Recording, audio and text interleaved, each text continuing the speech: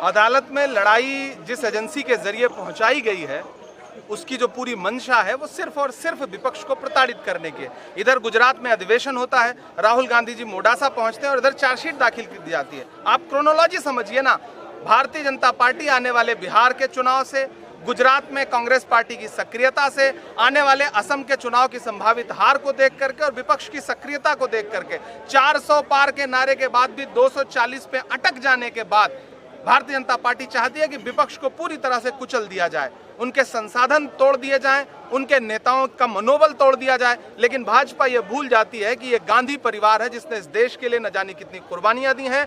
आप गांधी परिवार पे आरोप लगाते हैं, वो एक गांधी परिवार वो परिवार है जिसने अपनी निजी संपत्तियां इस देश के लिए दान कर दी हैं। आप उस पर इस तरह के आरोप लगाते हैं, ये बहुत शर्मनाक है और इसके खिलाफ पूरे देश में आज कांग्रेस पार्टी प्रदर्शन कर रही है। राहुल गांधी तख्तियों पे लिखा है डरो मत और सत्यमेव जयते। सत्यमेव जयते जब आपने लिखा है मतलब अदालत पर भरोसा है आपको, और डरो मत का नारा है। हमें अदालत पे भरोसा है लेकिन मीडिया पे बिल्कुल भरोसा नहीं। आप जो भाषा बोल रहे हैं, ये भाषा जो है, आप हमें लोकतंत्र में प्रोटेस्ट नहीं करने देना चाहते। आप हमारे प्रोटेस्ट पे सिर्फ सवाल करेंगे। आप भारतीय जनता पार्टी से सवाल करिए ना कि उनकी मंशा क्या है।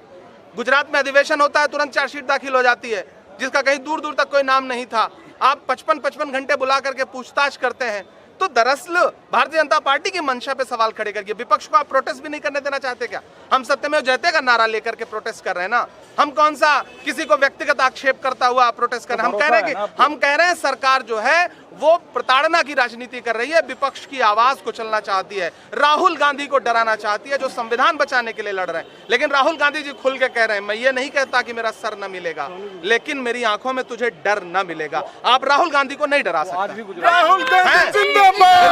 राहुल गांधी जी गुजरात में है और मिशन गुजरात, अधिवेशन, बिहार में सक्रियता, असम का संभावित चुनाव, क्रोनोलॉजी समझ लीजिए। यही है भाजपा की नफरत की और डर की राजनीति कि विपक्ष से जनता के भरोसे ना जीत सको तो एजेंसियों को उतार दो, ईडी को उतार दो, इलेक्शन कमीशन को उतार दो, सारे संसाधन उतार दो और विपक्ष को डराओ।